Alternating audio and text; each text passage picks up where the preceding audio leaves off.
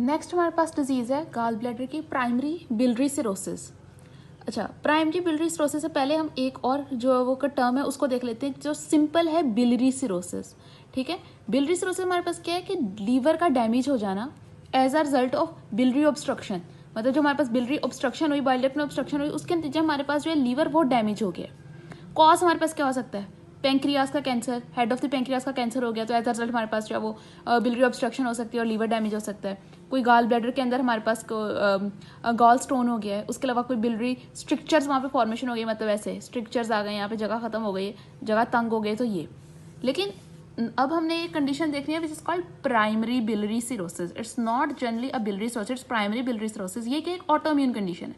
ठीक है, कॉज क्या है? ये ऑटोइम्यून कंडीशन है और मोस्टली क्या ये हमेशा इंट्राहेपेटिक जो लोब्यूलर बाइल डक्ट्स होती हैं वो इन्वॉल्व कर रही होती है।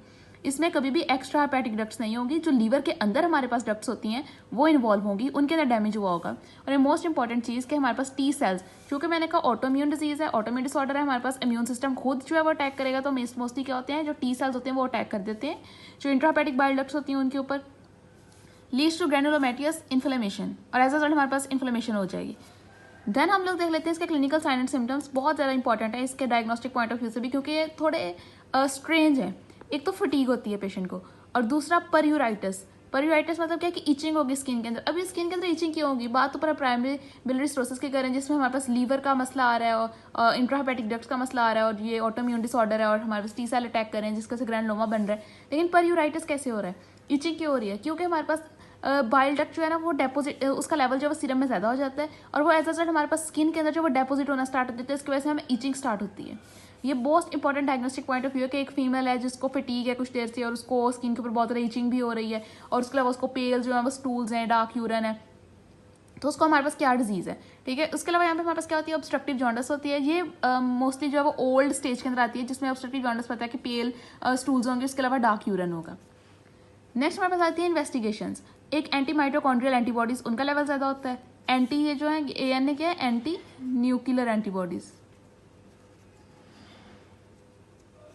उसका लेवल हमारे पास ज़्यादा होता है। उसके अलावा एल्कलीन फॉस्फेट का लेवल ज़्यादा हो रहा है, सीरम के अंदर बिलिरुबिन का लेवल ज़्यादा हो रहा है। उसके अलावा और क्या है कि फैट डिपॉजिट हो रही है, जेंथोमाज हैं।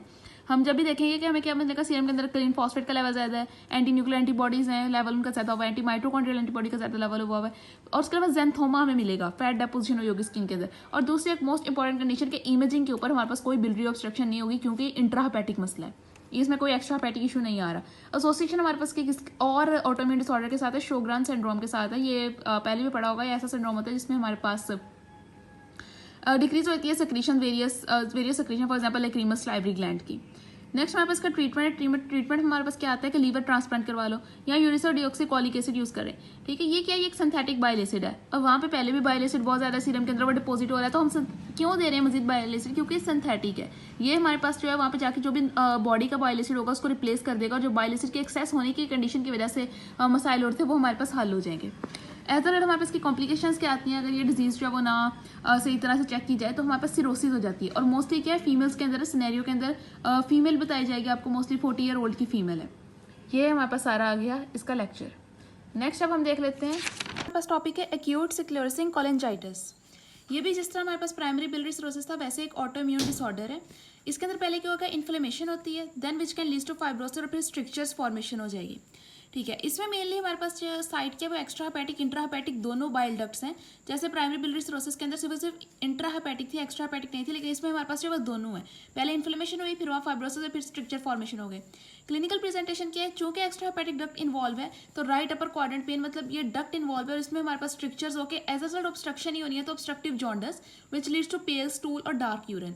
स्ट्रक्चर्स हो गए तो वहाँ पे हमारे पास क्या होगी, अब देखिए ऑब्स्ट्रक्शन हो गई है जिसकी वजह से पेल स्टूल और dark urine due to obstructive jaundice हो गई है। राइट अपर क्वाड्रेंट पेन है, बिलियरी ऑब्स्ट्रक्शन है। उसके अलावा एक मोस्ट इंपॉर्टेंट इसके डायग्नोस्टिक पॉइंट ऑफ व्यू जो इसकी एक स्पेसिफिक फीचर है वो क्या होता है कि ओनियन जो स्किन अपीयरेंस आती है, पेरिडक्टल फाइब्रोसिस होगी जिसकी वजह से हमारे पास ओनियन जो स्किन रिंग है वो ओनियन स्किन अपीयरेंस आ जाएगी।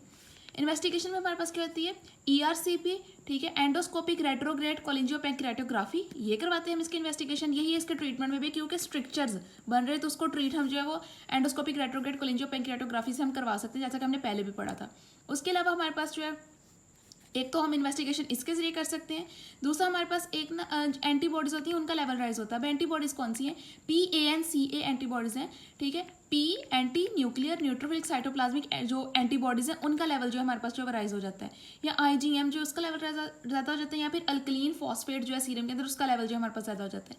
ये 4 इन्वेस्टिगेशन है। ट्रीटमेंट क्या है? यही एंडोस्कोपिक रेट्रोग्रेड कोलिंजियोपेंक्रियाटोग्राफी, जिससे हम स्ट्रक्चर्स को जो है वो ट्रीट करवा सकते हैं, या फिर हम जो है वो बहुत ज़्यादा अगर डिजीज़ जो है सेपरेट हो गई है, उसका वो एंड स्टेज पे हो गई, तो हम लीवर ट्रांसप्लांट भी करवा सकते हैं। कॉम्प्लिकेशन क्या है? It can lead to finally cirrhosis की तरफ, या फिर हमारे पास जो है वो कोलिंजियोकार्सिनोमा जो हमारे पास बाइल डक्ट्स हैं, बिलियरी ट्री है, उसका जो कार्सिनोमा है वो करवाती है। एसोसिएट किसके साथ है? अल्सरेटिव कोलाइटिस के साथ। चूँकि हमने पहले पढ़ा था GIT मॉड्यूल में कि अल्सरेटिव कोलाइटिस में PANCA का लेवल जो होता है वो राइज हो रहा होता है, और इनमें भी हमारे पास राइज हो रहा है, तो इसकी एसोसिएशन है इसके साथ। देन हम लोग देख लेते हैं दोनों में डिफरेंस। प्राइमरी बिलियरी सिरोसिस और एक्यूट जो स्क्लेरोसिस कोलांजाइटिस है, दोनों में difference. Primary biliary cirrhosis intrahepatic थी, ये इंट्रा एक्स्ट्रा दोनों है। प्राइमरी बिलियरी सिरोसिस में एंटी माइट्रोकॉन्ड्रियल एंटीबॉडी या फिर हमारे पास जो एंटी न्यूक्लियर जो एंटीबॉडीज थी उनका लेवल जो है राइज होता था। इधर PANCA का लेवल जो है राइज हो रहा है, और ये प्राइमरी बिलियरी सिरोसिस शोग्रेन सिंड्रोम के साथ एसोसिएट थी, और ये अल्सरेटिव कोलाइटिस के साथ एसोसिएट थी। ये हमारे पास जो है वो सारा एक्यूट स्क्लेरोसिस कोलांजाइटिस का है। और नेक्स्ट जो है हम अपना टॉपिक जो है डिस्कस करेंगे लीवर।